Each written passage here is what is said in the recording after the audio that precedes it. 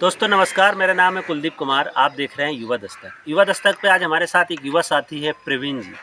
प्रवीण जी जो कि बुंदेलखंड यूनिवर्सिटी में बीएससी एमएलटी करने के लिए गए थे, लेकिन बुंदेलखंड यूनिवर्सिटी में ऐसी जातिवाद की पराकाष्ठा जिसने तो सारी हदें ही पार कर दी, जहाँ पे दलित बच्चे एडमिशन लेने के लिए काउंसलिंग तक बुलाए जाते हैं और उसके बाद जातिगत मानसिकता के कारण उनको किसी न किसी बहाने भगा दिया जाता है। प्रवीण के साथ भी ऐसा ही होता है। प्रवीण आज हमारे साथ युवा दस्तक पे हैं। हम प्रवीण के साथ डिटेल में बातचीत करेंगे।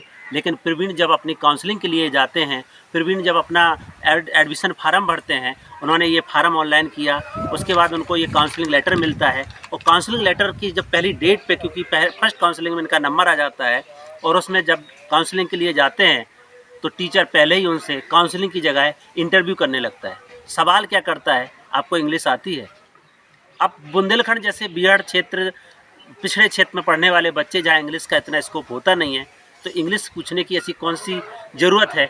काउंसलिंग लेटर में तो ऐसा लिखा नहीं था कि इसको इंग्लिश में आपको आकर के यहाँ इंटरव्यू देना पड़ेगा। प्रवीण ने कहा कि आप जो पूछेंगे मैं बताऊंगा। कई सवालों के जवाब भी प्रवीण ने दिए, लेकिन वो एक ही जवाब कर रहे थे कि अरे आप डॉक्टरी में आ रहे हैं, आपको इंग्लिश आना चाहिए, इंग्लिश नहीं आएगी तो आप कुछ कर नहीं पाओगे, 53,000 फीस कहाँ से जमा करोगे, तुम एक दलित समुदाय से आते हो। तमाम सवालों से प्रवीण को जूझना पड़ा और इनको बहाना बना करके भेज दिया कि आप जाइए, आपकी काउंसलिंग नहीं होगी, आपको मैं कॉल करूँगा।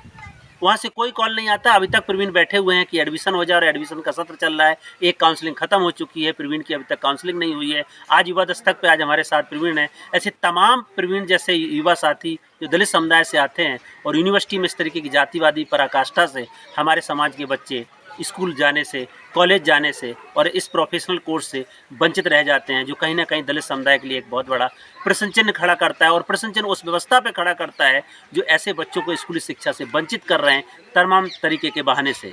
पुराने ज़माने में तो हम एकलव्य की कहानी सुनते हैं, अंगूठा देने की कहानी सुनते हैं। आज हमारे बच्चे क्वालिफाई करके जाते हैं, काउंसलिंग सेंटर पे जाते हैं, काउंसलिंग लेटर दे के बुलाया जाता है और वहाँ पे उनके साथ एक अलग तरीके का भेदभाव होता है और फिर वो इस स्कूली शिक्षा से, हायर एजुकेशन से वंचित रह जाते हैं। आज युवा दस्तक पे हम प्रवीण से जानेंगे कि ये मामला क्या है और तमाम वो युवा साथी जो इस तरीके से संघर्ष कर रहे हैं पढ़ाई के लिए, वो कैसे इससे समझ सकते हैं, सीख ले सकते हैं। और हम अपील भी करना चाहेंगे बुंदेलखंड यूनिवर्सिटी प्रशासन से, उत्तर प्रदेश के महामहिम राज्यपाल जी से कि वो ऐसी यूनिवर्सिटियों पर ध्यान दें, क्योंकि तमाम दलित समुदाय के बच्चे इस जातिवादी पराकाष्ठा से स्कूल और बुंदेलखंड जैसे क्षेत्र के पढ़ाई करने वाले बच्चे कॉलेज की शिक्षा से बाहर हो रहे हैं। तो युवा दस्तक में स्वागत है प्रवीण आपका। आपको आज बहुत सारे लोग आपको देख रहे हैं आपकी कहानी पे। आप पूरा मैटर क्या है उसको बताइए और अपना परिचय बताइए। नमस्ते। सबसे पहले जी मैं जब वहाँ काउंसलिंग कराने गया जी, तो सबसे पहले आप शुरुआत से बताइए, आपने किस कोर्स में एडमिशन लिया था, आपके आवेदन में क्या किया? एमएलटी के लिए मैंने फॉर्म अप्लाई किया था जी जिससे मेरी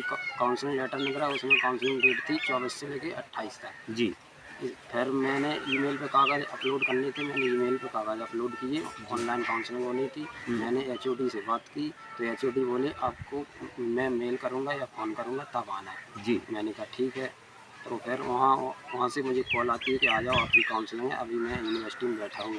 शाम को 4 बजे कॉल आई तो मैंने कहा सर मैं अभी तो नहीं आ पाऊँगा, 4 बज गए हैं, शाम को मैं कल आ जाऊँगा। मैं जैसे कल पहुँचता हूँ सबसे पहले मुझे मिलते हैं वहाँ के असिस्टेंट प्रोफेसर शिवशंकर यादव जी तो उन्होंने मेरे डॉक्यूमेंट देखे और बोले कि बैठो आप कर लोगे। हम क्यों नहीं कर पाएंगे। बोले आप सबसे पहले ये बताओ सेल क्या होती है। मैंने उन्हें सेल की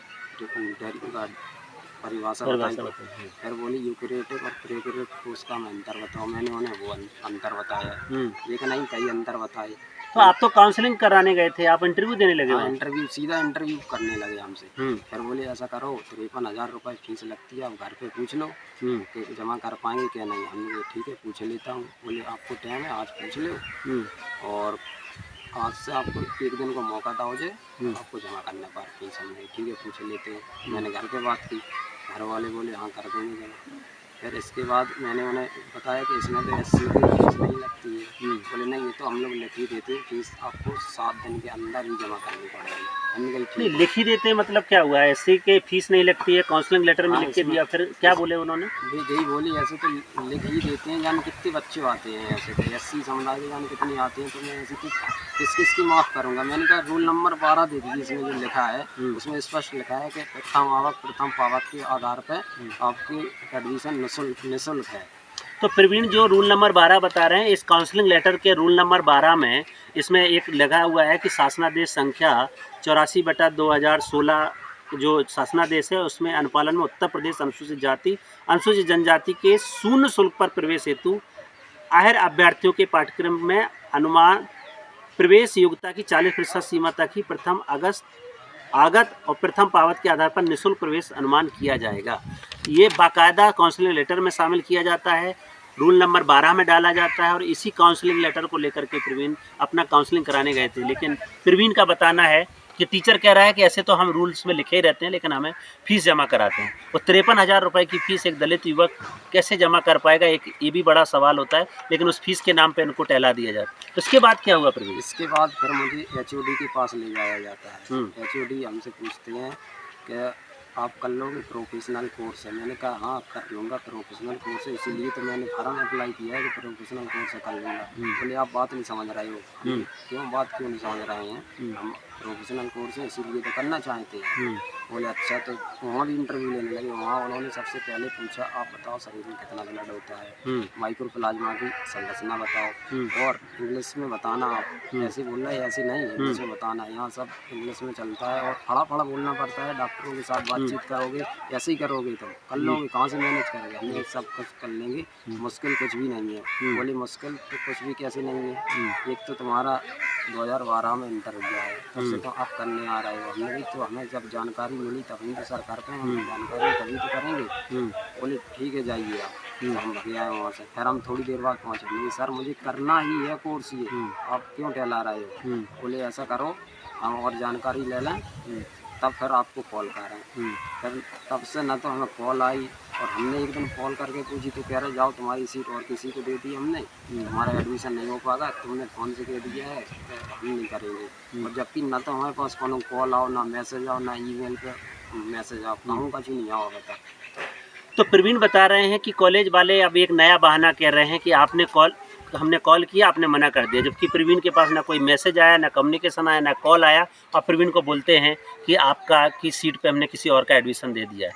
इस तरह की जातिगत मानसिकता की जो पराकाष्ठा है वो पूरे बुंदेलखंड यूनिवर्सिटी के सिस्टम को सवालों के घेरे में खड़ा करता है। ख़ास तौर से ऐसे प्रोफेशनल कोर्स जिसमें हमारे दलित वंचित समुदाय के बच्चे इस प्रवेश लेना चाहते हैं, सारा क्वालिफिकेशन करके, सारी पढ़ाई करके वो एडमिशन के लिए जाते हैं और उनके साथ इस तरीके की मानसिकता का खेल होता है कि वो किसी न किसी तरीके से उस कोर्स से बाहर हो जाते हैं। और निश्चित तौर से ऐसे तमाम युवाओं के साथ ये घटनाक्रम हर रोज़ चलता है। प्रशासन इस पर नहीं सोच रहा है, यूनिवर्सिटी प्रशासन इस पर कुछ नहीं सोच रहा है। तो हमारे समुदाय के बच्चे, खास तौर से दलित वंचित पिछड़े समुदाय के बच्चे कैसे एजुकेशन सिस्टम में आगे जा पाएंगे, कैसे प्रोफेशनल कोर्स में जा पाएंगे, एक बहुत बड़ा सवाल खड़ा करता है। और युवा दस्तक पे आज प्रवीण हमारे साथ उस घटना को साझा कर रहे हैं। हमारे पास प्रवीण का जिस फार्म को उन्होंने डाला था उसका कॉपी है हमारे सामने, जिसमें उन्होंने के सबसे अच्छे नंबर हैं, और दूसरा उनको काउंसलिंग लेटर मिलता है जिसके आधार पर वो काउंसलिंग कराने गए थे, उसमें भी उनके अच्छे नंबर हैं और उनको पहली काउंसलिंग में उनका नाम आया। एक काउंसलिंग हो चुकी है और प्रवीण अभी तक उनका एडमिशन नहीं हुआ है। प्रवीण आगे आपकी क्या मांग है, क्या डिमांड है? आपको आज बहुत लोग देख रहे हैं। मेरा जो एडमिशन है वो मिलना चाहिए और जो लोगों ने मेरे साथ जो शोषण किया है इन्हें भी सजा मिलनी चाहिए। तो प्रवीण की स्पष्ट मांग है कि मेरा इस BSc MLT जो कोर्स है, जिसको अगर हम पूरा बोले तो बैचलर ऑफ साइंस मेडिकल की बात कर रहे हैं, लेबोरेटरी टेक्निकल मेडिकल का जो कोर्स होता है जिसको BSc MLT बोलते हैं, उसमें हमें एडमिशन मिलना चाहिए क्योंकि हमने सारे अर्हताएँ रखते हैं, सारी पात्रताएं रखते हैं और हमने उसके लिए आवेदन किया है। पहली काउंसलिंग में बुलाया गया है इंग्लिश के नाम पे और हमारा काउंसलिंग की जगह इंटरव्यू करने लगते हैं और मुझे अभी तक कोई इन्फॉर्मेशन नहीं दिया गया है। प्रवीण की स्पष्ट मांग है कि हमारा इस कोर्स में एडमिशन किया जाए, इसी सत्र में किया जाए, और जिन टीचर्स, जो प्रशासनिक लोग हमारे साथ इस तरीके का दुर्व्यवहार कर रहे हैं उन पर भी कार्रवाई की जानी चाहिए क्योंकि ये हमारा अधिकार है। बाबा साहब अम्बेडकर शिक्षा की बात करते थे, हम जैसे लोग अब पढ़ लिख करके शिक्षा में जब जा रहे हैं तो हमारे साथ इस तरीके का भेदभाव हो रहा है। हमने देखा है कि कुछ साल पहले बड़ी बड़ी यूनिवर्सिटी में रोहित वेमुला जैसे दलित स्कॉलर्स के साथ छुआछूत भेदभाव जैसी घटनाएं हुई थी और आज बुंदेलखंड यूनिवर्सिटी में इस तरीके का घटनाक्रम हो रहा है कि हमारे दलित समुदाय के बच्चे जो सारी पात्रताएं रखते हुए भी, काउंसलिंग लेटर लेते हुए भी घूम रहे हैं और उनको तमाम तरीके के बहाने से उनको बहला दिया जाता है, उनको भगा दिया जाता है, कहीं फीस के नाम पे, कहीं इंग्लिश के नाम पे, कहीं जाति के नाम पे। ये आखिर कब विराम लगेगा? आज युवा दस्तक पे हमारे साथ प्रवीण आए और उन्होंने अपनी इस कहानी को रखा, अपने इस दर्द को रखा। तमाम युवा साथी इस चीज़ को देख रहे होंगे। युवा दस्तक ऐसे ही युवाओं की आवाज़ को बुलंद करता है जो अपने हक, अधिकार और सम्मान के लिए लड़ते हैं, लगातार उनकी आवाज़ को बुलंद करते हैं। युवा दस्तक पे आज आके प्रवीण ने अपनी कहानी को हमारे साथ साझा किया। मैं अपील करना चाहूँगा बुंदेलखंड यूनिवर्सिटी प्रशासन से, ख़ासतौर से उस प्रदेश के मुखिया से, कि ऐसे घटनाक्रम पे संज्ञान लें और प्रवीण को इस काउंसलिंग लेटर के आधार पर उनको द्वितीय काउंसलिंग में प्रवेश दिलाया जाए। इस घटना को लेकर के उच्च स्तरीय जांच करी जाए, क्योंकि ऐसे तमाम बच्चे स्कूली शिक्षा से वंचित रह जाते हैं। आज की कहानी में इतना ही। कल फिर मिलेंगे एक नए युवा साथी के साथ। तब तक के लिए नमस्कार, जय भीम, जय संविधान। देखते रहें युवा दस्तक।